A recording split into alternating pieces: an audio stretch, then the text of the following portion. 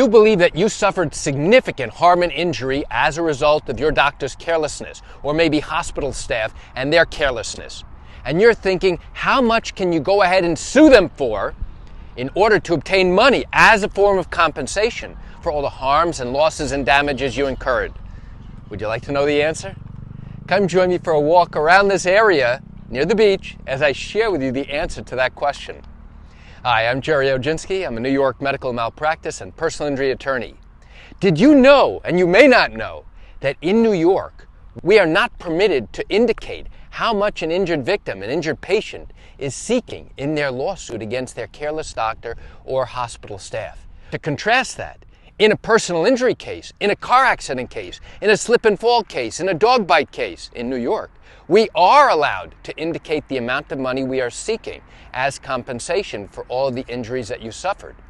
So you might be wondering, what's different about a malpractice case than in a personal injury case? Well, there's quite a bit different. In New York, the law says we cannot put a number down as to how much we are asking for. However, in a personal injury case, in an accident case, we are required to put down a number that we are seeking. The reason why the rules say that we are not permitted to go ahead and put down a number is because ultimately it will be up to a jury to decide how much money you are to receive if we are successful in showing that we are slightly more likely right than wrong than what we are claiming is true. If we are able to show that your doctor was careless, that he violated the standard of care, and as a result of that you suffered significant harm and injury, ultimately it will be up to a jury to come to a conclusion to determine how much compensation you are to receive for all of your injuries, for your losses, for all of your damages. So how will a jury be able to determine how much your case is really worth, how much money you are to receive if they believe that you are entitled to a verdict? Well, that's a topic for many, many more videos about damages and how juries calculate damages and what we have to show in order to confirm that you have significant injury and you should be receiving significant compensation for all of those damages. In New York, there's a fancy Latin phrase that basically says, okay, what are you guys really asking for here? What's the purpose of this entire lawsuit? In these medical malpractice cases in New York, the entire purpose is to try and obtain money as a form of compensation for all the harms and losses and damages that you incurred. That's the goal, right? And that's the whole purpose of bringing this civil lawsuit. It's not a criminal case. No one here is going to jail. Nobody here is losing their medical license.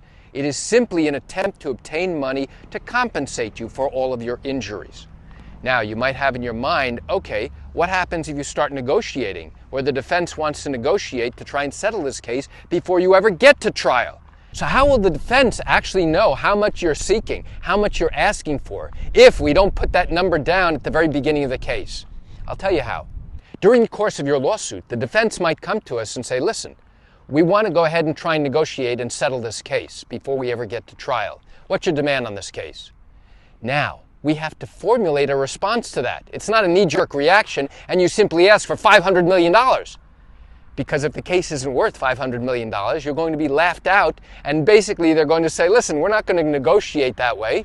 You can't just throw out a number that has no meaning whatsoever and no real significance.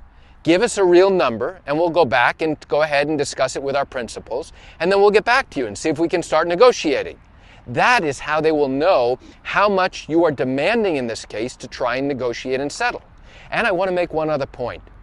When you read about or hear about other cases, the personal injury cases, where someone is suing for $10 million, $25 million, $50 million, you might be thinking, where do they come up with that number? How do they come up with that number?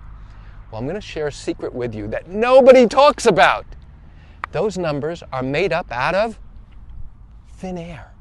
That's exactly what they are. They're mostly made up out of thin air. Why? Because if you don't ask for this amount, there's no possible way you can get even close to that amount. If you only ask for the amount that you are seeking, guess what? The defense will always offer you less than the amount that you initially asked for. And if you watch any TV where there's negotiation involved, like Pawn Stars, great show, where now people go in trying to sell their items to the pawn shop, and the first thing that the owner asks is, hey, how much are you looking to get out of this? And most of the time, These people who don't have any experience negotiating come in and they tell the owner their bottom line number, which is, I need to get $1,000 out of this. Now, do you think he's going to immediately offer $1,000? The answer is no, he will not. He will start at a lowball number and then work his way up to see if there's something he can do to try and get close to the number you're asking for. Many times he does not. However, it's a negotiating strategy. So, if you only ask for the amount that you are asking for, you're never going to even get close to that amount. Why? Because the defense will view that as your initial starting offer, and they will never, ever agree to give you what you initially asked for. So when you see these numbers in the paper or read them online, that somebody is suing for $25 million, that number often has no realistic connection to the person's injuries. And if you delve deep into their injuries and their disabilities, now you'll begin to understand, okay, that's not a realistic number. Now, can we get down to realistic numbers? Can we get down to reality? This is what the injury is really worth. These are what similar cases have settled for. These are what similar cases have gone to verdict for. And now, after appeal, these are final numbers. In that instance, now you have an fact-based scenario in which to say, yes, my client's injuries are similar to the following 10 cases. And now here's why my client should receive X millions of dollars because of that. So why do I share this quick information with you? I share it with you just to open your eyes, to help you understand what really happens in these medical malpractice cases, these accident cases, and even these wrongful death cases in New York. You know, I realize you likely have questions or concerns about your own matter. Well, if your matter did happen in New York and you have not yet started a lawsuit and still have questions that need to be answered, what I invite you to do is pick up the phone and call me. You know, I answer questions like yours every single day, and I'd love to chat with you. You can reach me at 516-487-8207 or by email at Gerry, Gerry, at oginski-law.com. That's it for today's video. I'm Gerry Oginski. Have a wonderful day.